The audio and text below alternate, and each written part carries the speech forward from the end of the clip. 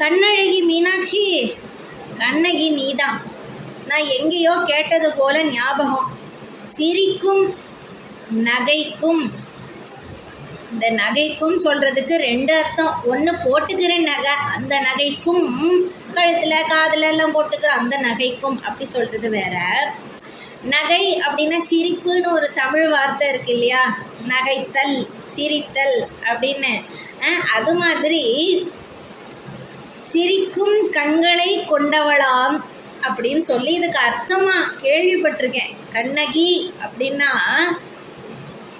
சிரிக்கும் கண்களை கொண்டவள், நகைக்கும் கண்களை கொண்டவள் அப்படின்னு ஒரு அர்த்தமா.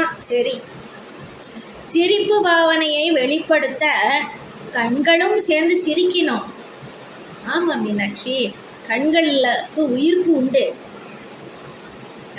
மிச்சம் ஏதாவது உணர்வுன்னா சந்தோஷம்னாலும் கண்ணில் இருந்து ஆனந்த பாஷ்பம் வர்றது, கோபமாக இருந்தால் கூட சமயத்தில் கண்ணில் இருந்து தண்ணி வருது, துக்கமாக இருந்தாலும் கண்ணில் இருந்து தண்ணி வருது, கண்ணுக்கு உயிர், மனசு வலிச்சாலும் கண்ணில் இருந்து தண்ணி வர்றது, உடம்புல வேற ஏதாவது இடத்துல வலி வந்தாலும் கண்ணில் இருந்து தண்ணி வருது, ஆத்திரத்துலேயும் கூட சமயத்தில் கண்ணில் தண்ணி வருதே. அது மாதிரி சிரிப்பை வெளிப்படுத்தும் போதும் கண்களும் வெளிப்படுத்தணும். அப்போ தான் அது இன்னும் நல்லா ஒரு அந்த வைப்ரேஷன் இன்னும் நல்லா பரவும். ஸோ கண்ணகிக்கு அந்த ஒரு ஸ்வபாவம் இருந்தது. ஏன் மீனாட்சி, உனக்கும் உண்டு. மீன் போன்ற கண்களை கொண்ட கண்ணழகி மீனாட்சி. கண்களுக்கும் சிரிக்கும் தன்மை இருக்கணும். மீனாட்சி, உன்னுடைய கண்களுக்கும் அந்த ஸ்வபாவம் உண்டு. நீ சிரிக்கும் போது வாய் மட்டும் இல்லை, கண்களும் சிரிக்கும். கிளியே மீனாட்சி, கண்ணம்மா, கண்ணழகி. அது சரி, இப்போ இதை சொல்லும் போது தான் தோணுது, சிலப்பதிகாரம் காப்பியத்தின் நாயகி கண்ணகியும் நீதானா சொக்க நாயகி?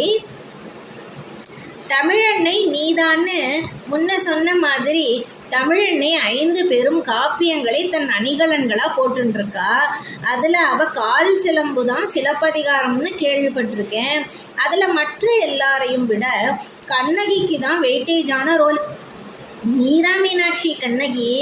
சொக்கநாதன் எப்படி நிறைய வெவ்வேறு ரூபங்கள் எடுத்து லீலைகள் பண்ணுறானோ, சங்கரர் மாதிரி நிறைய அவதாரங்கள் செய்து பிறக்கிறானோ, தாமரை கண்ணன் பெருமாள் எப்படி கர்ப்பவாசம் செய்தும் சில செய்யாமலும் அவதாரங்கள் எடுத்தானோ, அதே மாதிரி தான் நீயும் கண்ணகியாக வந்திருக்க மீனாட்சி.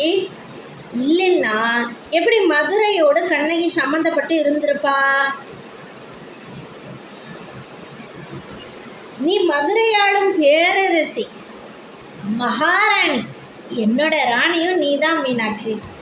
ஆனால் அதே மதுரை ராஜ்யத்தில் அநீதி நடந்தா நீதி கேட்கும் பெண்ணாவும் காட்டியிருக்கியே என் கண்ணே மீனாட்சி.